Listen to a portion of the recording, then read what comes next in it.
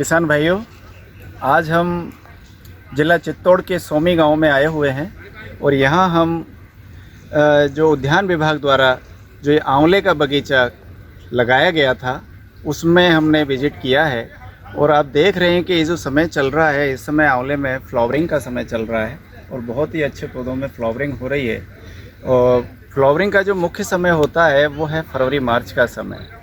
किसान भाइयों, ये तो रही फ्लावरिंग की और फूल आने की बात। और इस समय आप देख रहे हैं कि ये जो पूरा बगीचा है हमने पूरी तरह से ये जुताई करवा के डाल दिया और इसमें सिंचाई पूरी तरह से बंद है। अब बात करते हैं कि किसान भाइयों, आंवले की खेती अगर हमें करनी है और जिन किसान भाइयों को शुरुआत करनी है उनके लिए मैं बताना चाहूँगा कि आंवले का जो उद्यान विभाग द्वारा जो पौधे लगाए जाते हैं वो 8 बाई 8 मीटर की दूरी पर लगाए जाते हैं, जिससे कि 1 हेक्टर में 156 पौधे लगते हैं। और कहीं कहीं पर हम 6 बाई 6 मीटर पर भी आंवले के पौधे लगा रहे हैं, तो उसमें 278 पौधे प्रति हेक्टर के हिसाब से लगाए जाते हैं। तो इस तरह से किसान भाई अपनी इच्छा के अनुसार 6 बाई 6 मीटर अथवा 8 बाई 8 मीटर की दूरी पर पौधों का रोपण कर सकते हैं। अब बात आती है कि पौधे आपको कहाँ से लेने हैं, तो वो उद्यान विभाग से ही जो पंजीकृत नर्सरियां हैं या कोई कृषि विज्ञान केंद्र है, कृषि अनुसंधान केंद्र है या सेंटर ऑफ एक्सीलेंस है, जो उद्यान विभाग के जो संबद्ध जो उपक्रम है उनसे ही आप पौधे ले सकते हैं,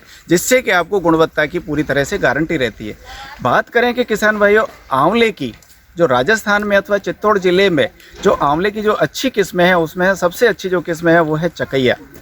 चकैया के पौधों को देख रहे हैं आप, इरेक्ट टाइप के पौधे होते हैं और ऊपर बढ़वार करती है इनकी शाखाएं, तो अलग से ही दिखाई देता है। और दूसरा पौधा हम लेते हैं NA7 या NA6 या NA5, कृष्णा और कंचन भी इनको हम कहते हैं। किसान भाइयों, इसमें सबसे बड़ी बात है कि यदि हम 2 किस्मों को अगर एक साथ मिला करके अगर लगाते हैं या 10% पौधे दूसरी किस्म के लगाते हैं, तो आपको जो परागण की क्रिया है उसमें फलों का ज़्यादा ठहराव होता है, यानी फल ज़्यादा बनते हैं और उससे पैदावार अच्छी मिलती है। तो एक ये विशेष ध्यान रखना चाहिए।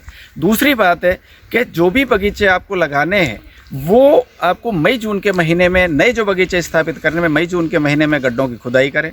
का जो आकार लेना चाहिए 1 मीटर लंबा, 1 मीटर चौड़ा और 1 मीटर गहरा ही हमें लेना चाहिए। दूसरी बात आती है कि जो ऊपर की जो आधा मीटर की जो मिट्टी है जो बहुत ही उपजाऊ होती है उसे हमें एक तरफ डालना चाहिए और नीचे की आधा मीटर की जो दूरी है वो मिट्टी है उसको एक तरफ डालना चाहिए। अब बात आती है कि जैसा कि हमने देसी खाद भी इकट्ठा कर रखा है, तो जैसे ही जब हम 20 से 25 दिन जब हमें हो जाते हैं, उसके बाद में जब सूख जाता है, फफूंदी या भूमिगत कीट हैं वो मर जाते हैं पूरी तरह से, उसके बाद में हम गड्ढे की भराई करते हैं। गड्ढे की भराई में बात ये आती है कि हमें आधी ऊपर की मिट्टी, इसके अलावा 20 से 25 किलोग्राम देसी सड़ा हुआ गोबर का खाद और उसमें 1 किलोग्राम सिंगल सुपर फास्फेट और 200 ग्राम म्यूरेट ऑफ पोटास और 100 ग्राम के करीब उसमें नीला थोथा हमें मिला करके पूरी अच्छी तरह से, और 100 ग्राम हम उसमें लेते हैं मेलाथियान 5% चूर्ण। इन सभी को मिला करके अच्छी तरह से भर देना चाहिए गड्ढे को। और गड्ढे को इस तरह से भरना चाहिए कि जो ज़मीन का जो स्तर है उसे 3-4 इंच ऊपर रहे, जिससे कि जब हम बरसात के दिनों में सिंचाई करेंगे तो वो गड्ढा बैठक ले जाता है। चूँकि वो ज़मीन पोली होती है, पोरस होती है, तो वो बैठक ले जाता है। उसके बाद ही हमें बरसात के दिनों में इसकी रोपाई करनी चाहिए। अब बात मैं किसान भाइयों को ये बता दूं कि रोपाई हम कैसे करें। तो जो भी पौधे हमें पंजीकृत नर्सरियों से उद्यान विभाग के माध्यम से लेकर के आए हैं, उन पौधों को अपने खेत पर ला करके छाया में रखें 1 से 2 दिन 3 दिन, क्योंकि बाहर से परिवहन होकर के पौधे आते हैं तो उनको आराम देना ज़रूरी होता है। उसके बाद में उसकी जो मुजेटी है अथवा आपकी जो थैली है उसको फाड़ें और गड्ढा जो भरा हुआ है, और पूरी तरह से जो गड्ढा ठंडा है, बरसात हो गई है, अगर बरसात नहीं होती है जुलाई के महीने में, तो आपको बूंद बूंद सिंचाई संयंत्र के माध्यम से गड्ढे को ठंडा करके ही पौधरोपण शाम के समय करना चाहिए। और उतना ही हम गड्ढे में जो आपने जगह बनाई है उसकी रेखांकन के हिसाब से बिल्कुल लाइन से लाइन और पौधे से पौधे की दूरी सही करके, तो उसको मुख्य बात है कि उतना ही जितनी थैली हमारी है उसी साइज का हमें जो गड्ढा बना करके और उसको रख देना चाहिए और थैली को अलग कर देना चाहिए और मुजेटी को अलग कर देना चाहिए। उसके बाद में मुख्य बात आती है कि आप उसको अच्छी तरह से पैरों से दबा देना चाहिए मिट्टी को, जिससे कि उसमें हवा नहीं रहे। यदि उसमें हवा रहेगी और आप अच्छी तरह से नहीं दबाएंगे तो जड़ों के सूखने के चांस उम्मीद ज़्यादा हो जाती है। तो आपको अच्छी तरह से दबा देना है और उसके बाद में फिर ड्रिप चला दें या धोरे से सिंचाई करें, तो आपको पूरी तरह से बगीचा बगीचा लग जाता है।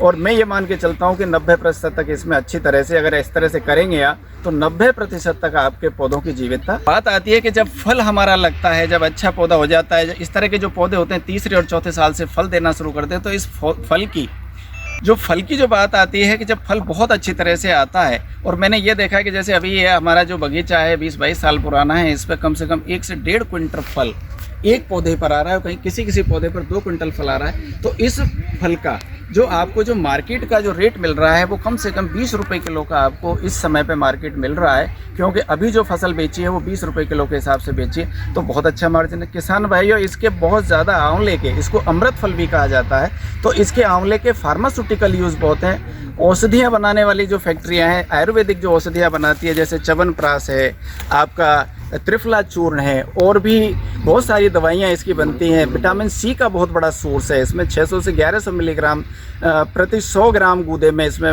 विटामिन सी पाया जाता है, तो ये भी बना सकते हैं। इसके अलावा आंवले की कैंडी बनती है, आंवले का मुरब्बा बनता है, तो इस तरह से हम कह सकते हैं कि इसके बहुत ज़्यादा उपयोग हैं। और आज की तारीख में किसान भाई जो पुराने बगीचे हैं या जो नए बगीचे स्थापित कर रहे हैं, उनका भविष्य बहुत ही उज्जवल है। क्यों उज्जवल है?